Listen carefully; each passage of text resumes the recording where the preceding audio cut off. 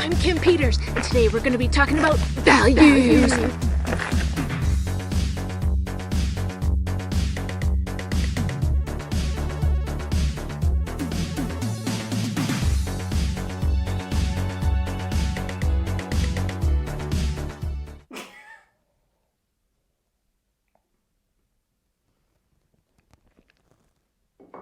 I didn't sleep last night. I was so excited about doing this video. Hey guys, we're doing it again. We're doing another YouTube video, and I really hope you enjoyed that intro because I put a lot of effort into it, and I actually put in a lot of sweat and blood.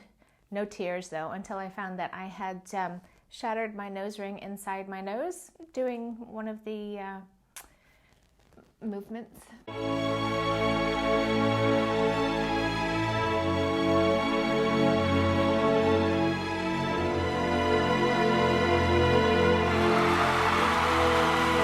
But thanks for joining me again.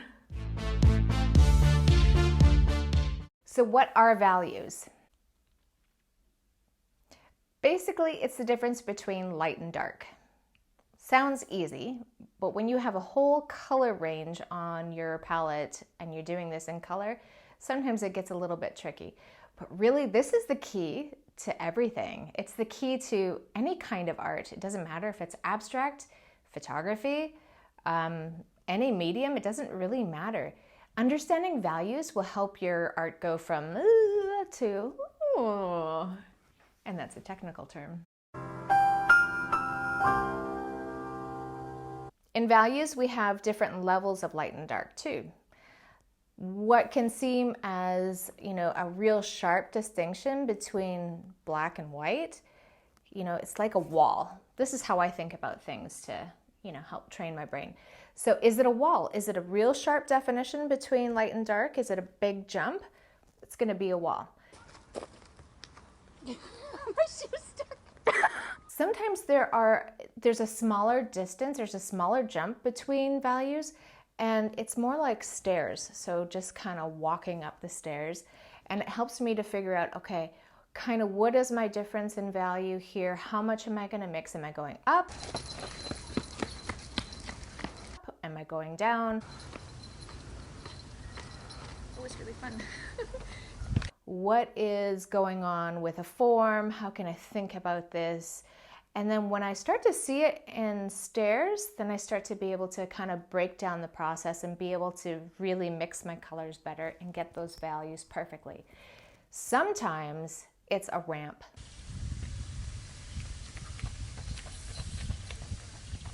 The value jumps are so minimal that it's like this smooth gradation, like cheeks are often that way. So that gets a little bit more difficult. But when you're thinking about it in terms of ramp or stairs or wall, suddenly things get a little bit easier to kind of figure out what kind of a jump, what's the distance between my values. But I want to give you a few tips that maybe will help kind of clarify everything so that it won't be so hard to distinguish what is the jump.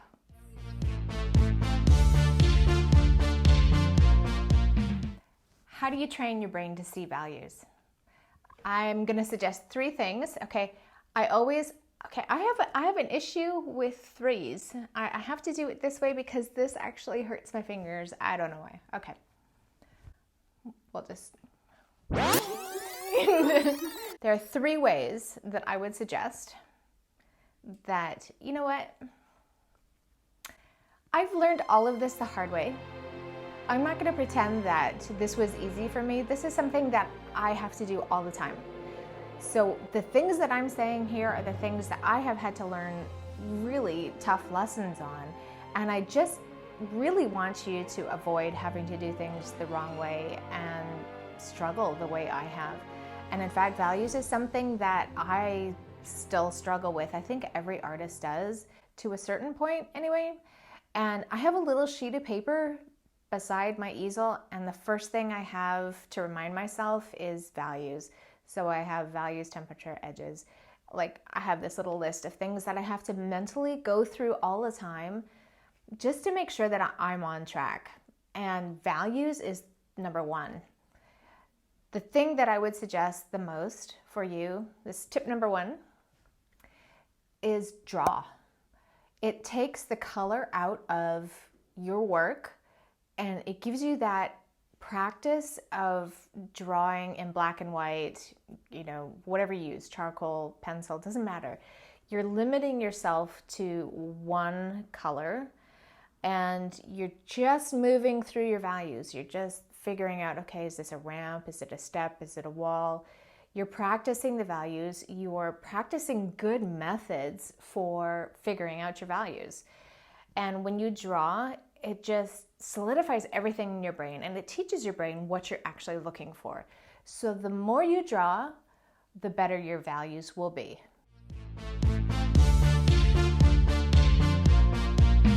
How do you really know what your values are? This is a question that I ask myself all the time. How do I know that I'm getting the values right? I'm approximating all the time, but how do you actually figure this out? And I found a bunch of really great evaluation tools, I guess you could say. And one of them is, I'm going to link it below in the description box because it's just something that every artist should have beside their easel or their drawing pad. Doesn't matter what it is. And it's just a reference scale, so a value scale. There's a whole bunch that you can find for free, download for free. And you can just set that up right beside your drawing or your painting, and it just kind of gives you a gauge. And I found it really, really useful. And some of them actually come with these little cards where you can punch out the hole in the middle. So it'll be like a mid-tone value, and the hole in the middle, you can just hold it up to your painting and you can see, is this the right value? Some of them come with, 3 different cards, the darkest dark, the lightest light, and the mid-tone with a little hole in the middle, and then you're constantly checking. And it's a really great tool just to kind of take the context out of everything and help you to pinpoint that focus on what that value actually is. Another thing that I find personally has helped me a ton is these guys. These are just little pieces of acrylic, I guess, or glass. These are acrylic in this case, and you can tell which one I use more because it's absolutely filthy. But what you can do is you can just set them up right in front of your piece of art, and it takes away all the color but leaves you with the values. It's a really useful tool. So that's the green one. And then there's also this red one. And it's wonderful because it just takes the piece that you're working on and it kicks it back into the value scale. I found them particularly useful because, I don't know, there's a lot of people that say, you just take a picture of your painting on your iPhone and then you pop it into the black and white filter and it helps you gauge your values that way. But I find that taking a photograph actually flattens everything out a little bit, so it's not as accurate. If you don't have access to this, no biggie, no problem. You can use your camera, your phone, whatever it is. But I do find that photography tends to flatten stuff. So this is really an accurate gauge on how you are nailing those values or how far off you are on the values. If I'm being honest, it's usually how far off I am.